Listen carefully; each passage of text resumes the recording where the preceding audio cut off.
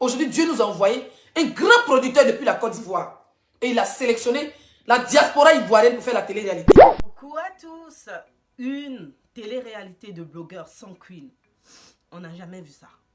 Mais bon, on va se pencher là-dessus. Merci de vous abonner, de cliquer sur la cloche de notification, de partager la vidéo et de liker s'il vous plaît. Merci pour le soutien d'avance.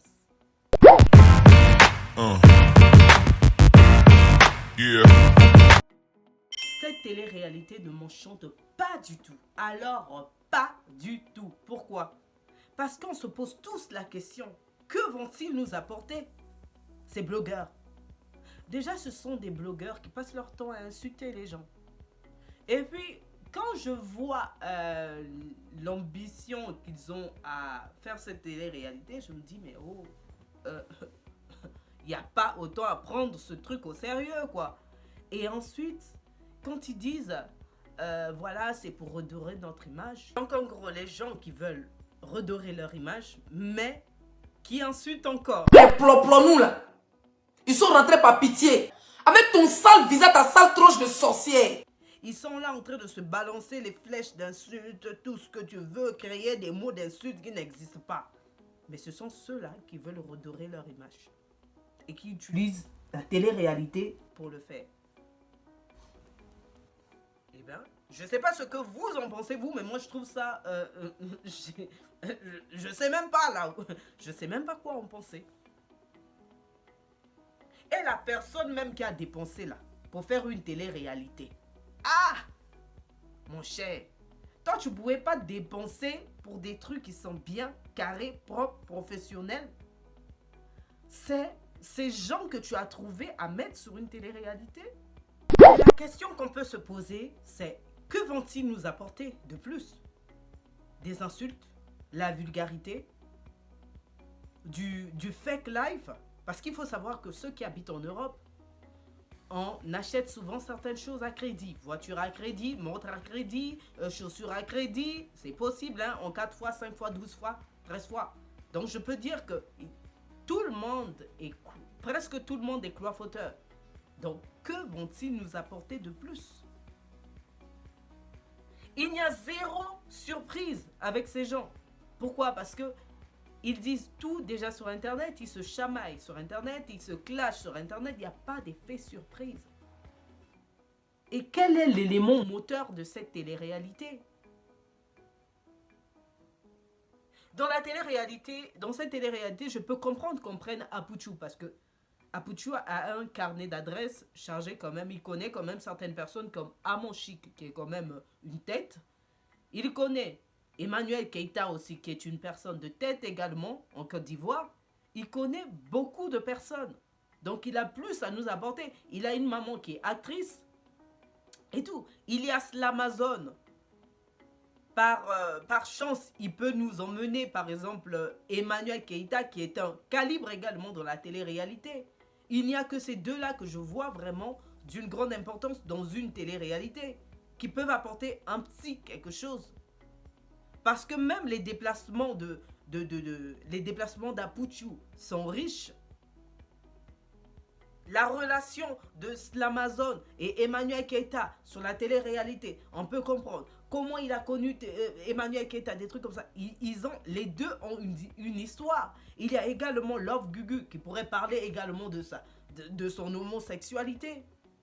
Comment elle en est arrivée là, machin truc et tout. Love Gugu, elle a de quoi raconter dans une télé-réalité. Mais les autres, là, qu'est-ce qu'elles vont nous apprendre en fait?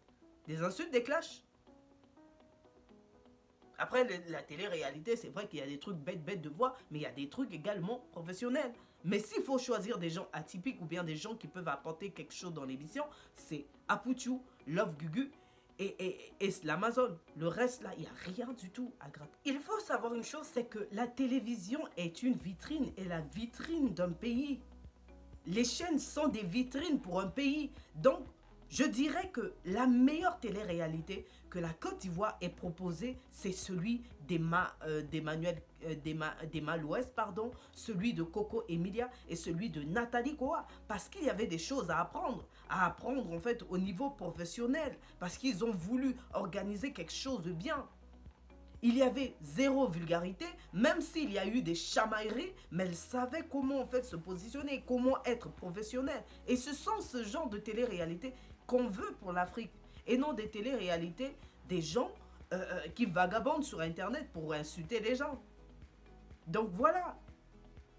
Et dans la télé-réalité de Nathalie Koa, Emma Loès et Coco Emilia, il y avait tant de choses à apprendre. Comment elles vivent, comment elles s'en sortent, parce qu'on les traitait de vendeuses de piment. Est-ce que c'est réel? On se posait la question, mais quand elles vont se croiser, qu'est-ce qui va se passer? Parce que elles, quand elles se disputent avec classe sur Internet.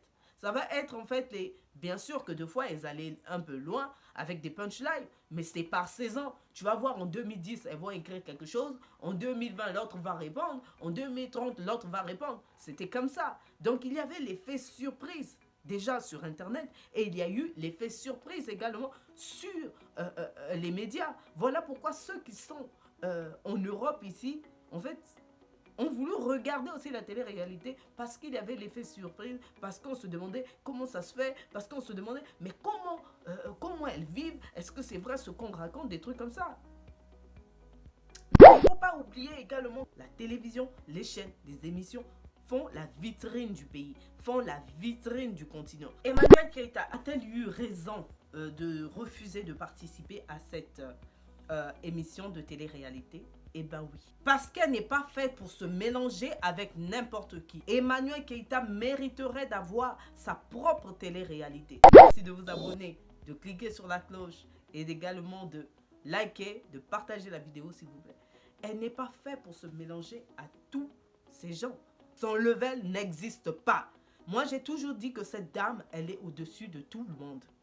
Parce que cette dame-là, si elle n'avait pas arrêté sa carrière, et elle avait continué comme l'ont fait tout le monde, je pense qu'elle serait très très très loin.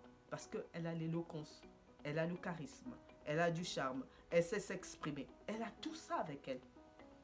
Donc c'est normal, si on lui a proposé ça, c'est que les personnes ne connaissent pas sa valeur et qu'ils sont vraiment stupides. Moi, si je suis une chaîne de télévision où je veux faire une télé-réalité, je vous dis la vérité, je vais penser à l'argent. Je vais penser également à internationaliser cette télé-réalité et je vais payer une personne qui pourrait en fait me rapporter plus. Et non des gens qui vont en fait susciter juste des moqueries ou encore, oui, ils auront de l'audience, mais l'audience dans la bêtise.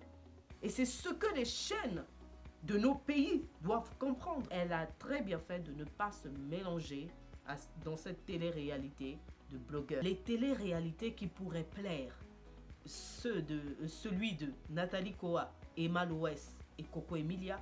Mais par contre, Emma Loès doit être séparée des autres, doit avoir également sa propre télé-réalité au vu de son carnet d'adresses, au vu de ses affiliations professionnelles. Par exemple, avec Rihanna, on peut avoir la chance, par exemple, de croiser Rihanna si c'est vrai qu'elle travaille avec la marque de Rihanna.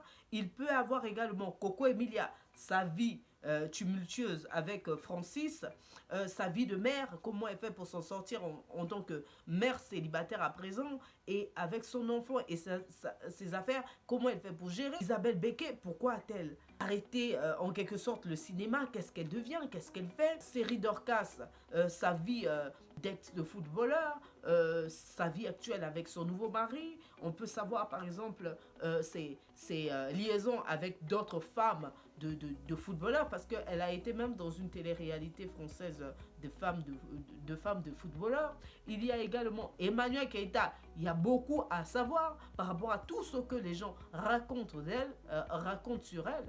C'est ça les télé-réalités. Il y a Marie-Paul Adjé. Comment elle s'en sort avec sa vie d'actrice, de professionnelle, d'auto-entrepreneur? C'est ça qu'on veut voir sur la télévision. Et ça pourrait apprendre également à d'autres jeunes filles à s'en sortir et tout. Ce sont ce genre de choses-là qui peuvent rehausser l'image de la Côte d'Ivoire. C'est ça qu'il faut mettre en avant. Et pas des stupidités, des mères cons, des babiens, des trucs comme ça. On ne veut pas de ça. Et malheureusement, Je les en veux même pas ceux qui font ça en fait. Ni les Leslie 5 étoiles, des trucs comme ça. Mais c'est parce que ceux qui regardent aiment ça. Parce que c'est la débilité qui intéresse les gens. Et ça, c'est malheureux. Donc, c'était tout pour cette vidéo. Merci de vous abonner, de cliquer sur la cloche, de liker, de partager. Merci beaucoup. On va s'entraider dans la vie. Au revoir, bisous.